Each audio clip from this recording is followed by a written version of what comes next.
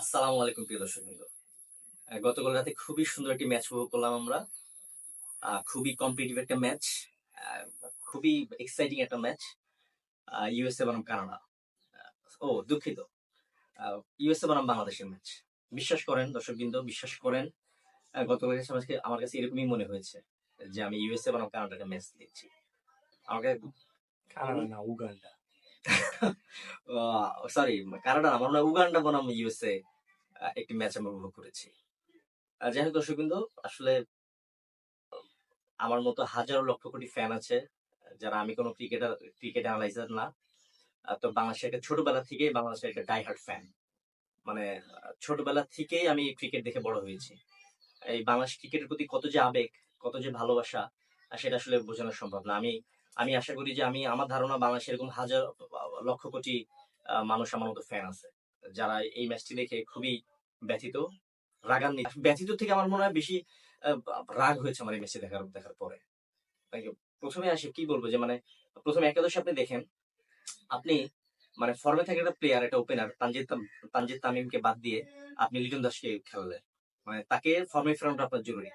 যে প্লেয়ারটা ফর্মে ছিল, যে প্লেয়ারটা ফর্মে আছে টি-20 খেলায়, তাকে বাদ দিয়ে আপনি একটা মানে যার কোনো ফর্ম নাই, যে কিনা বিনা ফর্মে খেলে যাচ্ছে একটি বছর ম্যাচে, আপনি তাকে ফর্মে ফেরানোর জন্য, তাকে মোটিভেট করার জন্য আপনি একটা ফর্মে থাকা প্লেয়ারকে বাদ দিয়ে আপনি লিটনকে খেলাচ্ছেন। তো এটা কি ধরনের যুক্তি হতে পারে? আপনি একটা ফর্মে থাকা একটা প্লেয়ারকে এটা তার জন্য ডিমোটিভেট হওয়ার জন্য মানে যথেষ্ট কারণ। আপনি একটা একটা মোটিভেটেড একটা প্লেয়ারকে আপনি অটোমেটিক্যালি ব্যাকফুটে ফেলে দিলেন লিটন দাসকে খেলিয়ে, যে কিনা টিমে থাকারই কথা না। আপনারা যারা খেলা দেখেছেন তারা দেখবেন কালকে লিটনের খেলার স্টাইল, সে কি ইনকনফিডেন্সে ভুগে। আমার কাছে মনে হয় বাংলাদেশের প্লেয়ারের ভিতরে সবচেয়ে বেশি ইনকনফিডেন্সে ভুগেছে লিটন কুমার দাস। মানে তার খেলা ভালো, তার ক্লাস ভালো। আপনি ক্লাস দিয়ে, স্টাইল দিয়ে আপনি কি করবেন ভাই? আপনি ইন্ডিয়াতে দেখেন পান্ট ঋষভ পান্ট, যার খেলার ন্যূনতম কোনো ক্লাস নাই, অথচ সে কি ধরনের শট খেলে, সে সে টিমকে সার্ভিস দিয়ে যায়, সে টিমে যে মুহূর্তে যে রানটা দরকার সে করে দিয়ে যায়।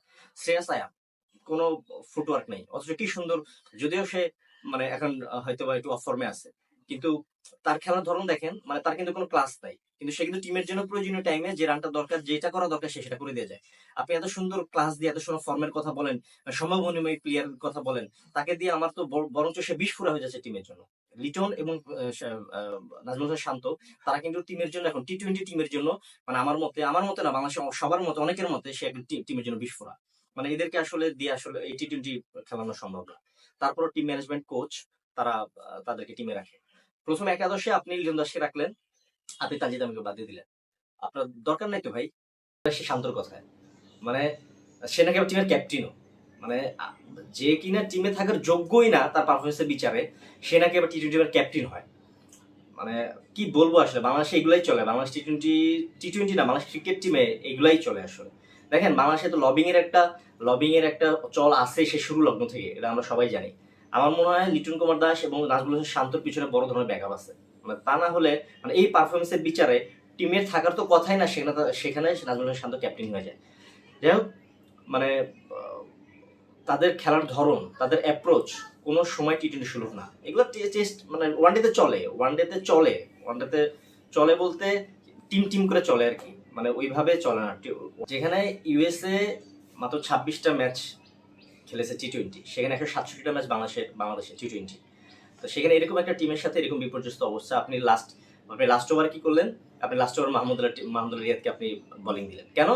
কারণ হচ্ছে দুইটা লেফট হ্যান্ডেড ব্যাটসম্যান আছে, আর হচ্ছে আমার এখানে রাইট হ্যান্ড অফ ব্রেক বলার দরকার। আপনি এই গোড়ামি থেকে, এই ধরনের চিন্তাধারা থেকে কবে বের হবেন ভাই? আপনি সৌম্য সরকারকে দিয়ে মাঝখানে ওভার করাতে পারতেন, সাকিবের ওভার বাকি ছিল, আপনি সৌম্য সরকারকে দিয়ে চাইলে লাস্ট ওভারটা করে দিতে পারতেন। আপনি রিস্ক নিতে চান না, আপনি মাহমুদুল্লাহ রিয়াদকে দিয়ে আপনি লেফটি ব্যাটসম্যান দুইজন, আপনি এই জন্য আপনার রাইট হ্যান্ড অফ ব্রেক বলার দরকার, আপনি বাস চালাই দিলেন।